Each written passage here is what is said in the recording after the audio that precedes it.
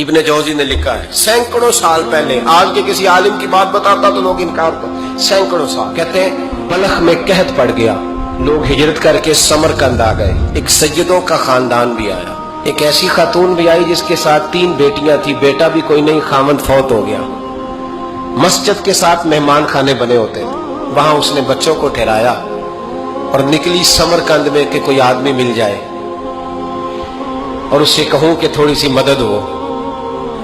وہ چلتے چلتی ایک سیٹھ کے پاس، رئیس کے پاس پہنچی۔ جن لوگوں کے پاس دولت آتی ہے نا، وہ کئی دفعہ سخت جملے کہنے لگتے ہیں جو اللہ کو پسند نہیں آتے۔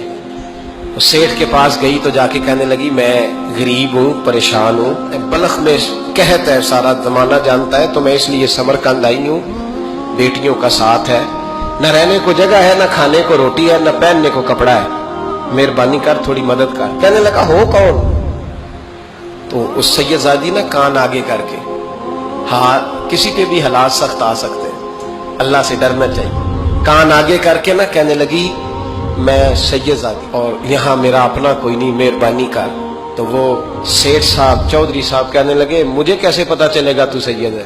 تو سید زادی نے اپنا پلو کھولا اور اپنے آنسو دونوں آنکھوں سے صاف کیے تو کہنے لگی اللہ تیرا بھلا کرے، میں ثابت نہیں کر سکتی کہ میں حضور کا خاندان، میرے پاس کوئی دلیل نہیں، میں نہیں بتا سکتی، چل ٹھیک ہے، چلی گئی۔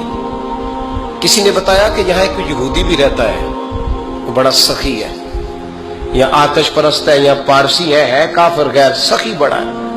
اس کے پاس گئی، بیٹھی رہی، لوگ بیٹھے تھے، جب چلے گئے تو قریب گئی، کہنے لگی مجبور ہوں، پریشان ہوں، غریب نہیں ہوں۔ کہنے لگا بی بی تجھے کبھی دیکھا نہیں، سمرقند کی اتنی آبادی نہیں، میں سارے شہر، تو کون ہے؟ تو کہنے لگی تعارف نہ ہی پوچھے تو اچھا ہے۔ اس نے کہا چلو اگر پتہ چل جائے تو۔ کہنے لگی میں مسلمانوں کے نبی کی اولاد ہوں، مسلمانوں۔ اس نے کہا پیغمبر خدا کی اولاد؟ اٹھ کے کھڑا ہو گیا، بی بی کو ساتھ لیا، گھر گیا، کہنے لگا جو صاف ستھرا کمرہ ہے نا اسے پھر دھو ڈالو، ایک دفعہ پھر دھو ڈالو۔ کمرہ دھلایا، صاف کرایا، پھر کہنے لگا بی بی میرے برتن زیادہ صاف ستھرے نہیں، میں نئے نہ خرید کے لا دوں۔ پھر نئے برتن لایا، پھر اپنے بچوں سے کہنے لگا اونچا نہ بھولنا کہ سیدہ فاطمہ کی شہزادیاں آئی، یہاں کوئی شخص اونچی بات نہ کرے۔ پھر کہنے لگا بی بی جو میرا بالکل طیب اور حلال رزق ہے نا، یہ اس میں سے لنگر ہے، لیکن چونکہ میں غیر مسلم ہوں، مجھے سلیقے نہیں آتے، جیسا تیسا بھی ہو نا اسے قبول کر لینا۔ خاتون کو کہنے لگا یہ گھر ہے، جب تک جی چاہے یہاں رہنا، اور دیکھنا ہو سکے تو رات اپنے نبی سے سفارش کرنا، میرا بھی کوئی مسئلہ، میری بھی کوئی قبولیت کہیں ہو جائے۔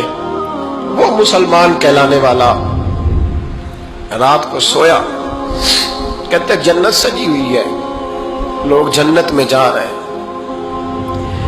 لائنیں لگی ہوئی ہیں، نبی پاک لوگوں کو جنت میں بھیج رہے ہیں، میں بھی دوڑ کے لائن میں لگ گیا، فرشتے نے میرا بازو پکڑا کہ پیچھے ہٹ، تو میں دوڑ کے حضور کی بارگاہ میں گیا، میں حضور سارے جنت میں جا رہے ہیں، یہ مجھے نہیں جانے دیتا۔ نبی پاک نے فرمایا تو کون ہے؟ کہ یا رسول اللہ میں مسلمان ہوں۔ کہتے حضور مجھ سے فرمانے لگے کوئی دلیل ہے تیرے پاس؟ دلیل ہے کوئی تیرے پاس؟ میں چپ کر گیا۔ فرمایا میری بیٹی تیرے دروازے پر آ ہی گئی تھی تو دلیلیں پوچھنے لگ گیا تھا۔ ہمیں جا دوڑ جا۔ سویرے آنکھ کھلی تو گلیوں میں ڈھونڈتا پھرتا ہے، تلاش کرتا پھرتا ہے، کونے کونے میں جاتا ہے وہ سادات کا گھرانہ کہاں گیا، ڈھونڈتے ڈھونڈتے اس غیر مسلم کے دروازے پہ جا کے پہچان لیا تو کہنے لگا خدا کا واسطہ جو تو نے نوکری کی ہے نا ان کی مجھ سے 11 گنا لے لے، یہ سادات کا گھر مجھے دے دے۔ تو کہنے لگا کل تو آتا تو شاید بات اور ہوتی، آج بات اور ہے۔ اس نے کہا مہربانی کر، کہا نہیں کل تو آتا تو معاملہ اور تھا، آج معاملہ آج اور ہے، رنگ بدل گیا ہے، حالات تبدیل ہو گئے ہیں، اب تو دیکھ داکھ کے آیا، جا دوڑ جا۔ کہنے لگا نہیں مہربانی کر دے دے، تو غیر مسلم ہے تیرا کیا تعلق؟ کہنے لگا چپ کر، غیر مسلم میں کل تک تھا، کل سے سجدوں سے پیار کیا ہے تو میرے حالات سنور گئے ہیں، وہ جو نظارے تو نے رات خواب میں دیکھے ہیں میں نے جاگتی آنکھوں سے دیکھے ہیں، میں نے جاگتی آنکھوں سے. اور تو نے کسی مفتی پیر عالم کے ہاتھ پہ کلمہ پڑھا ہے، میں نے رات محمد عربی کے ہاتھ پہ کلمہ پڑھا، رسول اللہ کے ہاتھ پہ کلمہ پڑھا.